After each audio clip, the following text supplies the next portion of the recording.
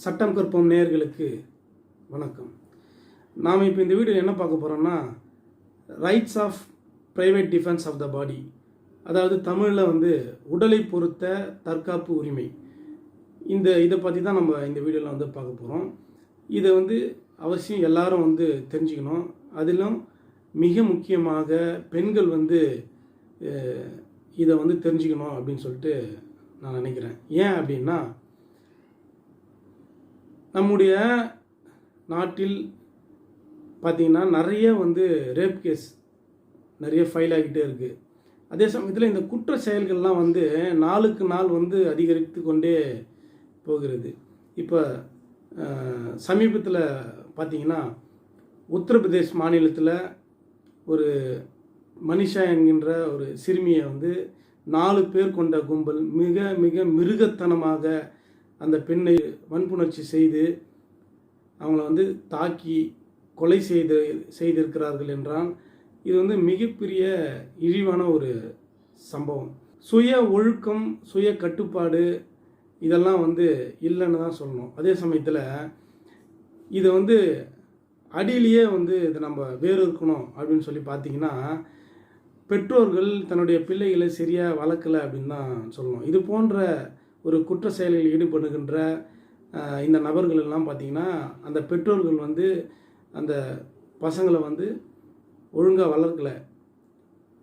அவங்க எங்கே போகிறாங்க, எங்கே வராங்க, இது போன்ற ஒரு செயலில் ஈடுபடாமல் தாந்தோணித்தனமாக அந்த பிள்ளைகளை வளர்த்து இது போன்ற குற்ற செயல்களில் ஈடுபடுவதற்கு பெற்றோர்கள் மிக மிக முக்கியமாக ஒரு பங்களிக்கிறார்கள் என்று தான் நான் சொல்லுவேன். ஏன் அப்படின்னு பார்த்தீங்கன்னா, இவங்க சரியாக வளர்க்காம விட்டதுனால்தான் சமூகத்தில் இது போன்ற ஒரு குற்ற செயல்களை அவங்க செய்கிறாங்கன்னு நான் ஆணித்தரமாக என்னால் சொல்ல முடியுது. பெற்றோர்கள் பிள்ளைகளை நல்ல முறையில் வளர்க்கணும். இந்த சமுதாயத்திற்கு அந்த பிள்ளைகளால் நல் விளைவுகள் தான் ஏற்படுத்தணுமே தவிர தீய செயல்களை அவங்க செய்யாத வண்ணம் பெற்றோர்கள் தான் பார்த்து சரி பண்ணணும்.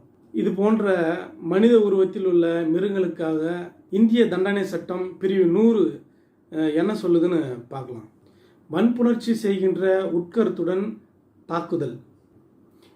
நெக்ஸ்ட் அப்புறமா பார்த்தீங்கன்னா, இயற்கைக்கு மாறான காம இச்சையை திருப்தி செய்து கொள்ளும் உட்கருத்துடன் தாக்குதல். ஒரு நபர் ஒரு பெண்ணை ரேப் பண்ணணும்னு சொல்லிட்டு ஒரு நோக்கத்தோட அந்த பெண்ணை தாக்குறாரு. அப்போ அந்த பெண் தன்னை தற்காத்து கொள்ள, தன்னுடைய உடலை காப்பாற்றி கொள்ள, மானத்தை காப்பாற்றி கொள்ள அந்த தாக்குதல் நடத்துகிறார் பார்த்தீங்களா, அந்த நபரை திருப்பி அடிக்கலாம். அதே சமயத்தில் அவங்க மானத்தை காப்பாற்றி கொள்ள, தன்னுடைய உடலை காப்பாற்றி கொள்ள அவங்க அந்த தாக்குதல் நடத்துகின்ற வன்புணர்ச்சி செய்ய முயற்சி செய்கின்ற அந்த நபரை அடிக்கும் பொழுது அவருடைய அந்த அடி அந்த எதிரியை மரணத்தை ஏற்படுத்தி இருக்கிறது என்றாலும் கூட அது குற்றம் அல்ல என்று இந்திய தண்டனை சட்டம் பிரிவு 100 சொல்லுது.